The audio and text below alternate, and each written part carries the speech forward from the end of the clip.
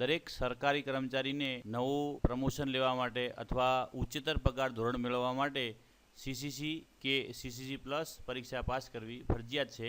તો મિત્રો જીટીયુ દ્વારા જે સીસીસીની પરીક્ષા લેવામાં આવે છે તેનું રજિસ્ટ્રેશન કેવી રીતે કરવું એની સમજ આપતો અહીંયા આગળ એક વિડીયો બનાવ્યો છે. હવે મિત્રો સીસીસીનું રજિસ્ટ્રેશન કરવા માટે સૌપ્રથમ આપણે www.ccc.gtu.ac.in વેબસાઇટ ખોલી. મિત્રો જ્યારે આપણે સીસીસીનું રજિસ્ટ્રેશન ચાલુ હોય ત્યારે તમે રજિસ્ટ્રેશન ઉપર ક્લિક કરશો તો આવા પ્રકારનું એક બોક્સ ખુલશે. તો મિત્રો અહીંયા મોબાઈલ નંબર નાખવા માટે તમે શરૂઆતથી જ મોબાઈલ નંબર કોપી કરી રાખવાનો અને જેવું રજિસ્ટ્રેશન ચાલુ થાય ત્યારે Ctrl+V કરીને ત્યાં પેસ્ટ કરી દેવાનો. અહીંયા આગળ આપણે પાસવર્ડ નાખી. પાસવર્ડ બને ત્યાં સુધી એકદમ સરળ રાખવાનો, ફટાફટ ટાઈપ કરી શકાય એવો, બરાબર. અને હવે અહીંયા આગળ click here to start registration, આના ઉપર ક્લિક કરતાં તમારું રજિસ્ટ્રેશન થશે. મિત્રો જ્યારે તમે રજિસ્ટ્રેશન કરશો ત્યારે તમારા મોબાઈલના અંદર આ પ્રકારનો મેસેજ આવશે. અહીંયા આ જે ડિયર કરીને અહીંયા આગળ જે વચ્ચેના ભાગની C1400XX એ તમારો એપ્લિકેશન નંબર હશે અને નીચેના ભાગની અંદર જે તમે પાસવર્ડ સેટ કર્યો છે એ તમારો પાસવર્ડ તમને તમારા મોબાઈલના મેસેજ બોક્સમાં મળશે. મિત્રો જ્યારે આપણને મોબાઈલના બોક્સની અંદર પાસવર્ડ અને એપ્લિકેશન નંબર મળી જાય ત્યારે આપણે ફરી પાછું જે સાઇડ છે એનું હોમ પેજ ઉપર જઈશું. અહીંયા આગળ લોગિન લખેલું છે એ લોગિન ઉપર ક્લિક કરીશું એટલે ફરી પાછું બોક્સ ખુલશે. એમાં તમે તમારો જે એપ્લિકેશન નંબર છે એ એપ્લિકેશન અહીંયા નંબર નાખશો અને પાસવર્ડ નોંધી અને લોગિન થશો એટલે એક ફોર્મ ખુલશે. એ ફોર્મની અંદર શરૂઆતની અંદર એક્ઝામ ટાઈપની અંદર તમારે બોથ લખવાનું, તમે કયા વિભાગની અંદર સર્વિસ કરો છો એ લખવાનું, એજ્યુકેશન હોય તો એજ્યુકેશન અથવા જે કંઈ ડિપાર્ટમેન્ટ હોય એ લખવાનું.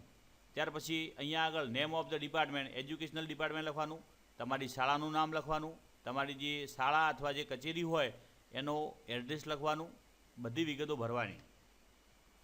ત્યાર પછી નેમ ઓફ ધ એમ્પ્લોયી, તમારો અહીંયા આગળ નામ લખવાનું. ત્યાર પછી તમારો જે હોદ્દો હોય એ હોદ્દો નાખવાનો, CPF એકાઉન્ટ નંબર નાખવાનો જો હોય તો, ન હોય તો અહીંયા આગળ સ્ટારની ફૂંદડી નથી એટલે ન ભરો વિગત તો પણ ચાલે. હવે અહીંયા આગળ તમારી બર્થ ડેટ નાખવાની, બરાબર. એટલે ઓટોમેટિક જેવી તમે બર્થ ડેટ નાખશો એટલે ઓટોમેટિક તમારી અહીંયા આગળ ઉંમર આવી જશે. તમારી કયા પ્રકારની જાતિ છે, મેલ છે કે ફિમેલ એ નાખવાનું, મેરિડ છો કે અનમેરિડ છો એ અહીંયા આગળ સિલેક્ટ કરવાનું, તમે કઈ કાસ્ટની અંદર આવો છો એ અહીંયા આગળ સિલેક્ટ કરવાનું, તમે કોઈ ખોડખાપણ ધરાવતા હો તો યસ ઓર નો, જો ન ધરાવતા હોય તો નો સિલેક્ટ કરવાનું, એક્સ સર્વિસમેન ન હો તો નો કરવાનું, જો હો તો યસ, જરૂર ન હોય તાત્કાલિક તમારે પરીક્ષાની તો અહીંયા આગળ નો એપ્લિકેબલ લખવાનું, પણ બધા અહીંયા આગળ એપ્લિકેબલ જ કરવાના.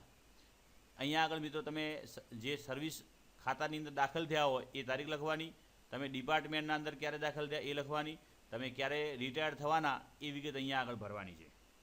ત્યાર પછી એના અંદર જ નીચે તમારું અહીંયા સરનામું લખી દેવાનું, તમારું જે ગામ હોય એ અથવા તાલુકો, અહીંયા આગળ તમારો જિલ્લો લખવાનો, ગુજરાત.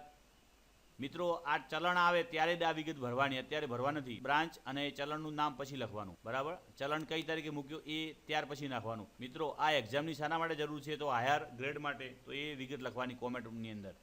નીચેના ભાગની અંદર તમે અહીંયા આગળ ચૂઝ કરશો તમારો અહીંયા આગળ ફોટો અને સેવ કરવાનું એટલે ઓટોમેટિક અહીંયા આગળ ફોટો આવી જશે. ત્યાર પછી ફરી ચૂઝ અહીંયા આગળ તમારી સિગ્નેચર હોય એ સિગ્નેચર અહીંથી ચૂઝ કરવાની અને પછી ત્યાં સેવ કરવાનું એટલે ઓટોમેટિક તમારે અહીંયા સિગ્નેચર આવી જશે. ત્યાર પછી અહીંયા આગળ આઈ એગ્રી અને બાકીનું બધું વાંચવાની જરૂર નથી, ક્લિક કરી દેવાનું અને અહીંયા આગળ update and generate form, automatic તમારું ફોર્મ જનરેટ થશે અને તમે અહીંયા આગળ જેવું ક્લિક કરશો એટલે તમને એક નવા ટેબ મિત્રો ક્લિક કરશો ત્યારે આવા પ્રકારનું તમને એ ફોર્મ મળશે અને તમે અહીંયા આગળથી પ્રિન્ટ આઉટ પણ કરી શકશો. ફરી પાછા એના હોમ પેજ ઉપર જઈ શકશો. અહીંથી ક્લિક કરશો જેવી એટલે તમે એના હોમ પેજ ઉપર જશો.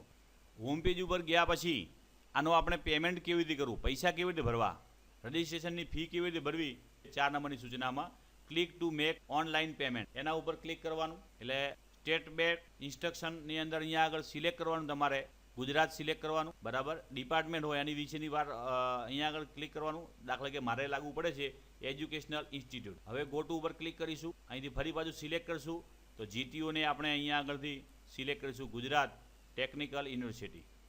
હવે સબમિટ કરી દઈશું. સબમિટ થયા પછી લાસ્ટ નંબરની કેટેગરી છે સીસીસી પ્લસ, એના ઉપર ક્લિક કરીશું. હવે અહીંયા આગળ બધી વિગતો ભરશું ફટાફટ ઝડપથી. તમારું પૂરું નામ લખવાનું અહીંયા. હવે જે તમે મોબાઈલ નંબર રજીસ્ટર કર્યો હોય એ મોબાઈલ નંબર નાખી દેવાનો.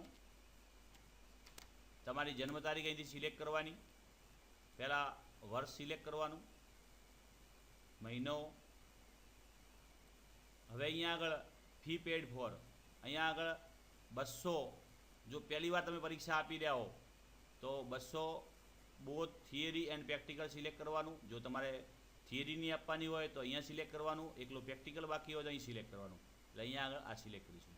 હવે અહીંયા આગળ 200 રૂપીસ, 100 રૂપિયા હોય, જો એક જ પ્રકારનું હોય તો 100 સિલેક્ટ કરવાના. અહીં રિમાર્કમાં કંઈ લખવાની જરૂર નથી. ફરી પાછું તમારું નામ લખી દો. તમે ઉપર લખેલું જ છે એની કોપી કરી દો તો પણ ચાલે. ફરી પાછી જન્મ તારીખ અહીંથી સિલેક્ટ કરો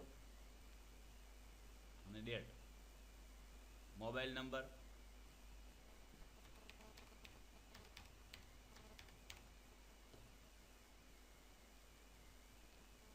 અહીંયા આગળ જે કેપ્સ લખેલું છે એને કેપ્સાને આપણે અહીંયા આગળ લખીશું, સબમિટ કરીશું, અહીંથી કન્ફર્મ કરીશું મિત્રો. હવે પેમેન્ટ માટે તમે અહીંયા આગળ નેટ બેન્કિંગ વાપરતા હો તો કોઈ પણ જે બેંક વાપરતા હો એ બેંકનો અહીંયા નેટ બેન્કિંગ દ્વારા તમે ઓનલાઈન કરી શકો છો. આના સિવાયની જો બેંકો હોય તો અહીંયા આગળ અધર ઉપર ક્લિક કરી અને પણ તમે કરી શકો છો. તમે એટીએમ વાપરતા હો અથવા કોઈ પણ પ્રકારના બીજા ડિબેટ કરવા વાપરતા હો તો તમે અહીંથી કરી શકો છો. પણ સમજી લો કે આવા પ્રકારની કોઈ પણ ફેસિલિટી તમે ન વાપરતા હો તો તમારે ચલણ કાઢવા માટે સીધા જ અહીંયા આગળ એસબીઆઈ બ્રાન્ચ, અહીં આના ઉપર ક્લિક કરીશું એટલે એક નવા જ પ્રકારનું ટેબની અંદર ફોર્મ જનરેટ થશે. નીચે લખેલું છે ક્લિક હિયર ટુ સેવ, ચલણ માટેનું છે. અહીંયા આગળ પીડીએફ છે, એ પીડીએફને અહીં જે ક્લિક કરશો એટલે એ ચલણ ડાઉનલોડ થશે. આ ચલણ ડાઉનલોડ થઈ ગયું છે મિત્રો. અને અહીંયા આગળ તમે ખોલશો, અહીંયા આગળ ચલણ ખોલશે. આ ચલણની પ્રિન્ટ આઉટ કરી દેવાની અને જે નજીકની શાખા હોય એ શાખાની અંદર તમારે ભરી દેવાના. પણ મિત્રો અહીંયા આગળ તમે પ્રિન્ટ આઉટ કર્યા પછી જો મિત્રો તમને આ વિડીયો ગમ્યો હોય તો વિડીયોના નીચે સબસ્ક્રાઈબનું બટન છે એના ઉપર ક્લિક કરવા આપને વિનંતી છે મિત્રો.